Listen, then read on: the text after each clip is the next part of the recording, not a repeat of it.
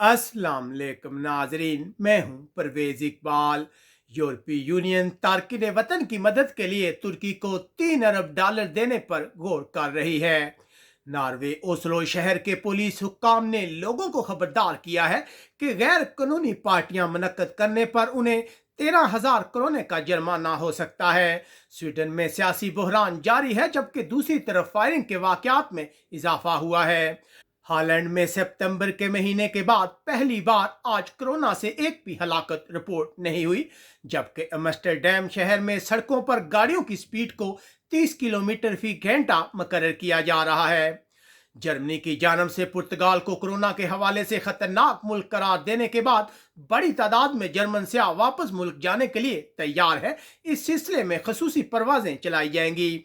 Belgium में आज से लोग फ्री कोरोना टेस्ट करवा सकेंगे, जबकि बेल्जियम आज बहुत सी कोरोना पाबंदियां खत्म हो गई हैं। यूनान में 8 मिलियन लोगों ने कोरोना वैक्सीन की खुराकें हासिल कर ली हैं, जबकि अक्सर इलाकों में दर्जा हरारत 43 सेंटीग्रेड तक पहुंचने के बाद हुक्काम ने लोगों को गर्मी के हवाले से खबरदार किया है। फ्रांस के हुक्काम उस शख्स के खिलाफ मुकदमा चलाने का इरादा रखते हैं जो बड़े पैमाने पर Tour de France cycle race में हादसे का सबब बना था।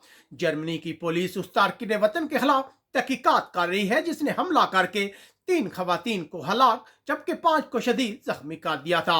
हुक्काम का कहना है कि सोमालिया से तल्लक रखने वाला यह तारकिन वतन 2015 में जर्मनी आया था। बरतानिया के नए सेक्रेटरी सेहत साजिद जावेद का कहना है कि उनकी पहली तरजीह हालात को बेहतर बनाना है।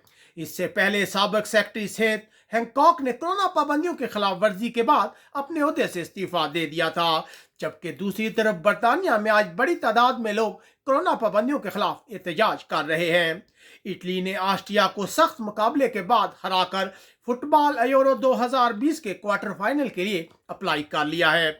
स्पेन के फुटबॉलर अल्वारो मोराता को मौत की धमकियां मसूल हुई हैं, क्योंकि यूरो 2020 के फुटबॉल टूर्नामेंट में वो कोई अच्छी कारकर्दगी नहीं दिखा सके, जबकि स्पेन में चेहरे के मास्क की शर्त को बैरूनी मकामात पर खत्म करने के बाद भी बहुत से लोगों ने मास्क उतारने से इनकार कर दिया है।